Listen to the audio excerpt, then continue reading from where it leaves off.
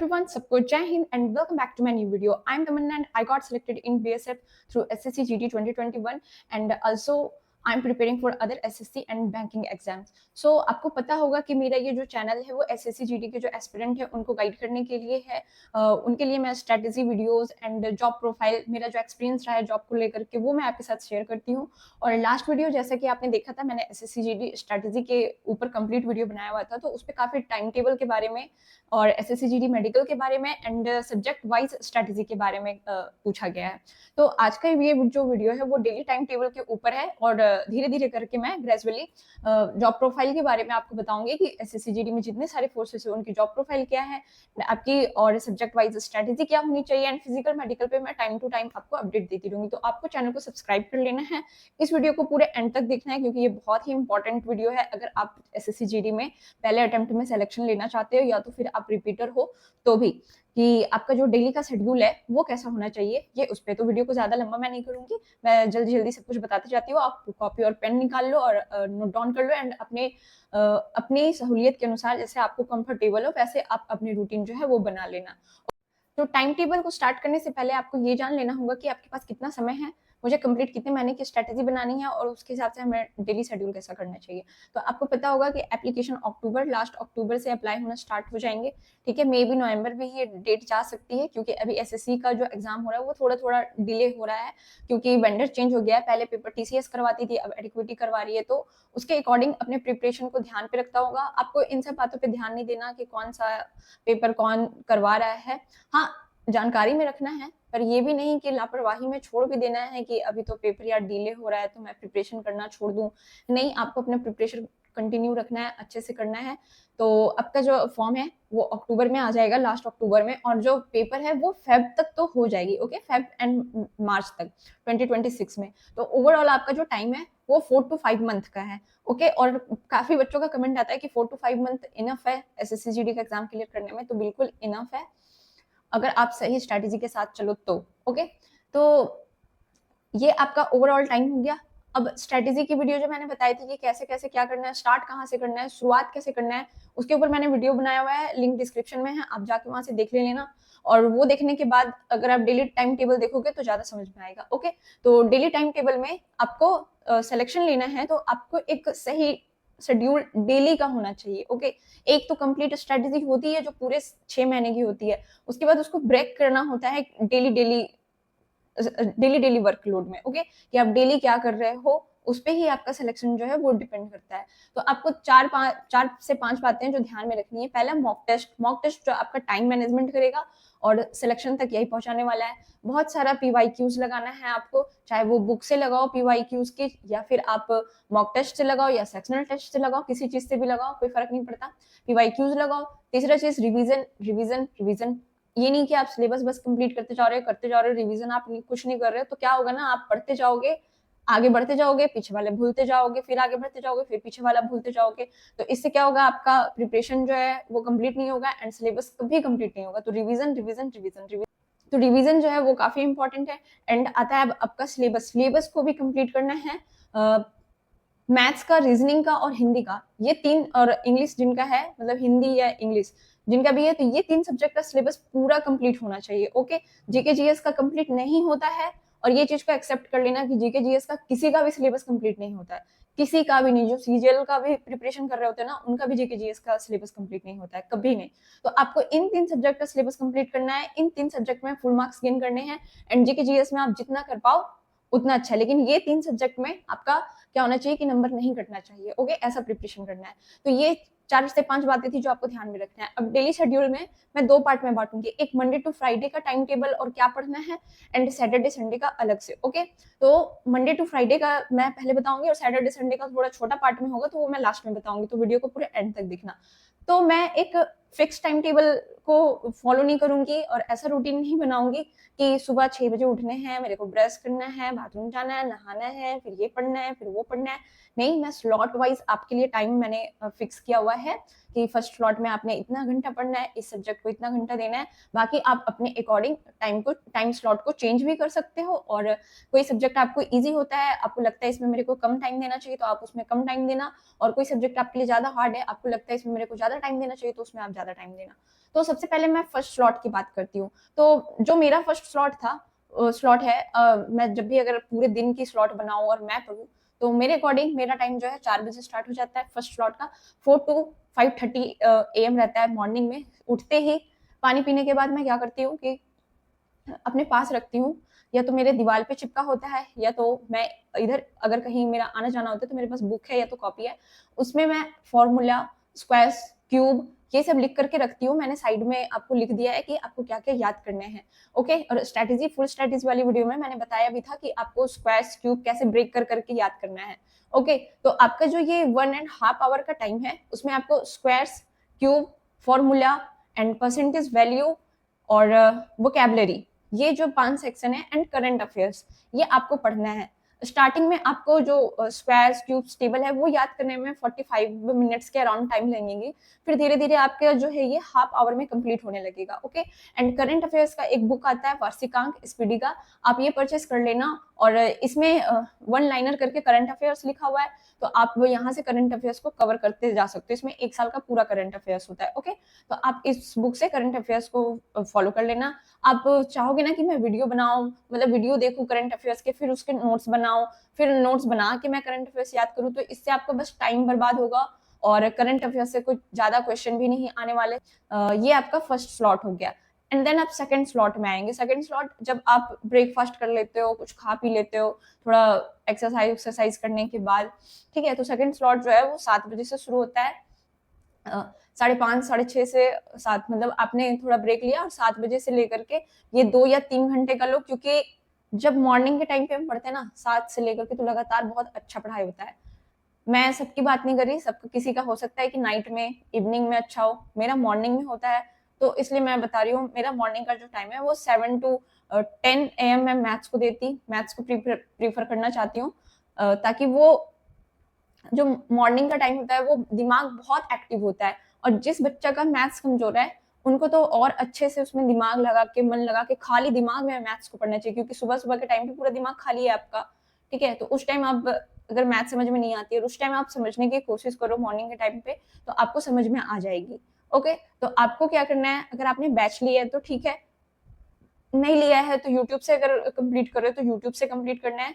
Maths में आपको क्या करना है, अगर 1 घंटे का क्लास है तो उसको कंप्लीट करने में 2 घंटा तो लगता ही है, क्योंकि मैथ्स पढ़ने का तरीका मैंने बताया हुआ है कि आपको क्या करना है कि पहले वीडियो को पॉज करना है। जब भी सर बताते हैं पहले तो वो कंप्लीट थ्योरी बताते हैं, मैथ्स में जो भी बेसिक होता है वो बताते हैं, उसके बाद फिर वो क्वेश्चन करवाते हैं। तो आपको क्या करना है, क्वेश्चन को पॉज करके पहले खुद बनाना है, उस क्वेश्चन को लिखना है, नोट्स बनाना है, फिर उसका सॉल्यूशन बनाना है, पहले खुद से बनाने की कोशिश करना है, फिर अपने नोट्स में बनाना है। ठीक है, बनता है तो फिर टीचर के सॉल्यूशन को देखना है। तो ऐसे करते करते आपका जो 1 घंटे का क्लास है वो 3 घंटे में चेंज होने ही वाला है पक्का। ओके, तो आपका जो मैथ्स का 1 घंटे का क्लास है वो 2 घंटे 2.5 घंटे लगेंगे कम से कम। तो मैंने ओवरऑल टाइम आपको सेकंड स्लॉट का जो दे दिया है वो 7 to 10 है। ओके, आपको उस टाइम मैथ्स पे मैं पहले भी कह चुकी हूँ कि आप अपने अकॉर्डिंग चेंज भी कर सकते हो। आपको मॉर्निंग में मैथ्स नहीं पढ़ना तो कोई बात नहीं, आप कोई और सब्जेक्ट उठा लेना। ओके, तो आपका सेकंड स्लॉट रेडी हो गया, आपने मैथ्स कंप्लीट कर लिया, और साथ ही वोकैबुलरी आप कंप्लीट करना चाहते हो। मान लो फर्स्ट स्लॉट में कुछ बच गया था, वो आपने स्क्वायर क्यूब्स याद किए, वोकैब बच गया था, तो उसको सेकंड स्लॉट में कंप्लीट करने की कोशिश कर लेना। ओके, अब थर्ड स्लॉट में आते हैं। थर्ड स्लॉट का जो टाइमिंग है वो 11 to 1 पीएम है। Okay, 11 AM to 1 PM. इसमें आपको क्या करना है, हिंदी, आपका हिंदी है तो हिंदी, इंग्लिश है तो इंग्लिश रीडिंग करना है, ग्रामर का क्लास करना है। ओके, क्लास करने के बाद क्वेश्चन भी प्रैक्टिस करनी है। आप बुक से करो या फिर वीडियोज से करो, जो चैप्टर आप पढ़ रहे हो उसका एटलीस्ट 20 to 25 क्वेश्चन तो आपको लगाने ही लगाने हैं स्टार्टिंग में। ओके, उसके बाद जब मैं अभी सैटरडे संडे की बात करूंगी तो उसमें मैं बताऊंगी कि सैटरडे संडे को कितने क्वेश्चन की प्रैक्टिस करनी है।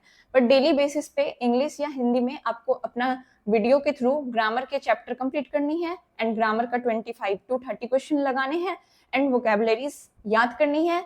और रीडिंग, अगर आप इंग्लिश कर रहे हो तो इंग्लिश में आपको रीडिंग डेली हैबिट करना जरूरी है। ओके, कोई अदर एग्जाम की भी आप प्रेप कर रहे हो तो इंग्लिश में रीडिंग करने के लिए आपको हैबिट होनी चाहिए, ताकि आपके अंडरस्टैंडिंग लेवल, कॉम्प्रीहेंशन आप अच्छे से कर सको।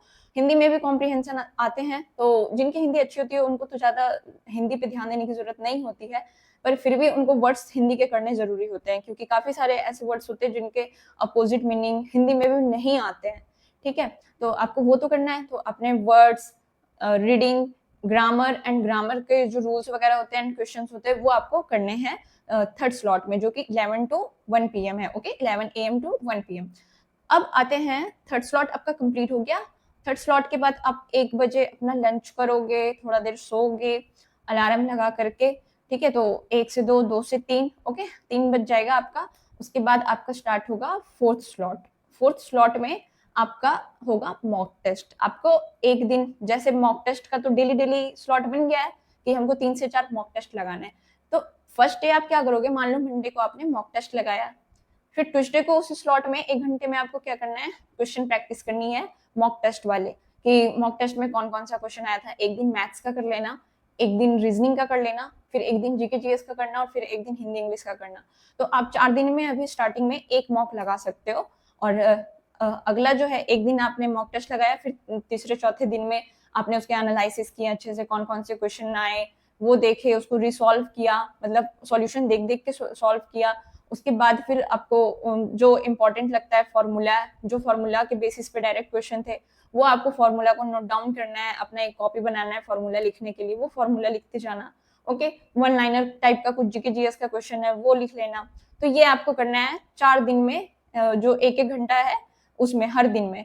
तो आप 1 घंटा एक दिन तो मॉक टेस्ट दोगे, दूसरे दिन आप क्वेश्चन मैथ्स के क्वेश्चन सॉल्व करोगे, तीसरे दिन। तो ऐसे ऐसे करके आई होप आप समझ रहे होगे कि मॉक टेस्ट का क्या स्ट्रैटेजी होना चाहिए। मैंने ये कंप्लीट स्ट्रैटेजी वीडियो में भी बताया था और हर वीडियो में आपको मेंशन करती हूँ, ठीक है। फिफ्थ स्लॉट में आपको क्या करना है, रीजनिंग ले लेना है 1 घंटे का। आप वीडियो के माध्यम से देखो या डायरेक्ट बुक से क्वेश्चन बनाओ। रीजनिंग बहुत ही ईजी पूछता है एसएससी जीडी में, ओके, एसएससी के एग्जाम में। अब तो शायद मे भी थोड़ा सा टफ पूछ सकता है क्योंकि वेंडर चेंज हो गया है, लेकिन फिर भी बेसिक से तो हटके नहीं पूछेगा ना। आपका अगर बेसिक क्लियर रहेगा तो कैसा भी क्वेश्चन आए आप सॉल्व कर लोगे। ओके, तो सबसे पहले आपको बेसिक सी वीडियो देखनी है, कोई भी नॉर्मल सी वीडियो, पर 1 ही घंटा रीजनिंग को समय देना है। ओके, 1 घंटा से ज्यादा नहीं देना है, 1 घंटे में आप जितना कर पाओ उतना काफी है। बाकी सैटरडे संडे का क्या है कि सैटरडे संडे में आपको भर भर के क्वेश्चन लगाने हैं, 100 क्वेश्चन लगाने हैं, 150 क्वेश्चन लगाने हैं, ऐसे सैटरडे संडे में। बाकी एक सप्ताह आप वीडियो देखो, बुक से क्वेश्चन सॉल्व करो, ये मैटर नहीं करता, बस आपके बेसिक क्लियर होने चाहिए। ओके, जितने चैप्टर के बेसिक क्लियर कर पाओ। तो ये आपका फिफ्थ स्लॉट हो गया रीजनिंग का, जो कि 4 से 5 बजे का होगा। अब 6 स्लॉट होता है जो सबसे लास्ट स्लॉट है रात का, वो उसमें आप जितना ज्यादा समय दे दो वो है। इसका 2 सेक्शन होगा, एक Monday to Friday and Saturday Sunday. Monday to Friday आपको मेन सिलेबस का कोई टॉपिक उठाना है। मान लो आपने हिस्ट्री उठाया, हिस्ट्री मंडे टू फ्राइडे आपने 1-1 घंटा 2-2 घंटा जो भी अपने वीडियो लेक्चर से देखा, आपके क्लास में जो चल रहा हो बैच में, या तो यूट्यूब से आप जो देखना चाह रहे हो, तो बुक से आप कवर कर रहे हो, जहां से भी कवर कर रहे हो, आपने हिस्ट्री उठाया तो मंडे टू फ्राइडे हिस्ट्री पढ़ा। उसके बाद सैटरडे संडे को क्या करना है, आपको रिवीजन करना है। जितना भी पढ़ा है उसको एकदम बिना देखे पॉइंट वाइज आपको कुछ कुछ की पॉइंट्स लिखने हैं मन पे, स्टोरी बना करके कि मैंने ये पढ़ा, ये पढ़ा, हिस्ट्री में ऐसे आ गया। तो आपको अब खुद से कहानी बना के, खुद से वर्ड्स कुछ कुछ लिख करके, दिमाग पे जोर डाल करके वो सैटरडे संडे को रिवीजन करना है। और स्टैटिक जीके का कोई टॉपिक उठाना है। ओके, स्टैटिक जीके का एक चैप्टर आपको सैटरडे संडे में कंप्लीट कर लेना है। मान लो डांसेस फॉर्म्स होते हैं, तो क्लासिकल डांस आपने उठाया, वो सैटरडे को नोट्स बनाया, वीडियो देखा, एंड संडे को रट रट के उसको याद किया। ओके, और उसके बाद फिर मंडे टू फ्राइडे जो आपने स्टैटिक जीके का एक चैप्टर उठाया था उसको डेली रिवीजन करना है, डेली रिवीजन करना है जो आपने नोट्स बनाया था। तो इस तरह आपका स्टैटिक जीके एंड जो मेन सिलेबस का पोर्शन है वो कंप्लीट होते जाएगा। तो ये आपका सबसे लास्ट का स्लॉट होगा।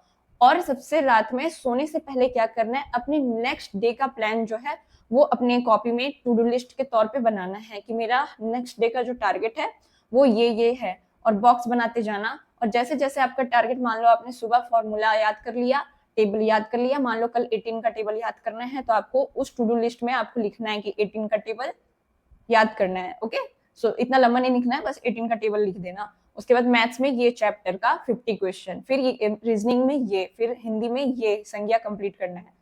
ठीक है, तो अपना इस तरह का टारगेट बनाना है नेक्स्ट डे का, और फिर सुबह जैसे ही आप उठते हो उस टारगेट को कंप्लीट करने में अपने स्लॉट वाइज लग जाओ कि मुझे ये तो टारगेट कंप्लीट करना है। तो ऐसे आपकी फुल डे प्रिपरेशन होगी डे वाइज। तो पर डे आप अगर ऐसे करोगे, हर रात में आपको नेक्स्ट डे की टारगेट लिस्ट बनानी, नेक्स्ट डे उस टारगेट को कंप्लीट करना है।